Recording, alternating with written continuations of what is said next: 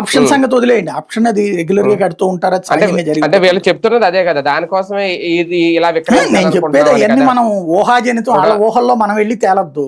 Basic గా 20 కోట్ల ఊహ వరకే కన్ఫైన్ అవుదాం.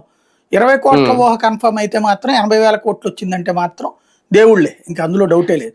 సార్ ఒక రకంగా అంటే నాకు చిన్న డౌట్ ఏంటంటే, నిజంగా అంత డబ్బులు పెట్టి కొనేవాళ్ళు ఎవరు ముందుకు వస్తారు? అది కూడా అమరావతి ప్రాంతంలో మేబీ వీళ్ళకి ఇది ఆలోచన వచ్చి ఉంటది. క్వాంటమ్ సిటీ అన్నారు కదా, క్వాంటమ్ సిటీ వచ్చి క్వాంటమ్ వ్యాలీ అన్నారు కాబట్టి దాని ఆధారంగా ఇక ఆటోమేటిక్ గా సాఫ్ట్వేర్ వాళ్ళు వస్తారని ఏమైనా అంచనా వేసి ఉండొచ్చు. అక్కడ ఇప్పుడు అంతే కదా, అక్కడ సాఫ్ట్వేర్ వాళ్ళు వచ్చాకనే కదా అక్కడ ఇప్పుడు 100 కోట్లైనా కొంటున్నారు కదా. అవును, అట్లాగే ఏమైనా కొంటారని లెక్కేశారు. అంటే ప్రైవేట్ వ్యక్తులే ముందుకు రావాలి, అంతే. సాఫ్ట్వేర్ రంగం ఇంజనీర్లు ముందుకు వస్తారు. అవునవును, అంటే ఏమన్నా పరిశ్రమలకి ఏమన్నా టీసీఎస్ వర్కౌట్ కాదండి, సాఫ్ట్వేర్లు వర్కౌట్ అవుతుంది. ఇక కాకపోతే దీని ఇంపాక్ట్ ఏమవుతుందంటే 20 కోట్లకి వెళ్ళిందంటే రేపు పొద్దున ప్రైవేట్ హాస్పిటల్ వీళ్ళు కూడా తీసుకోవడానికి సిద్ధపడతారు.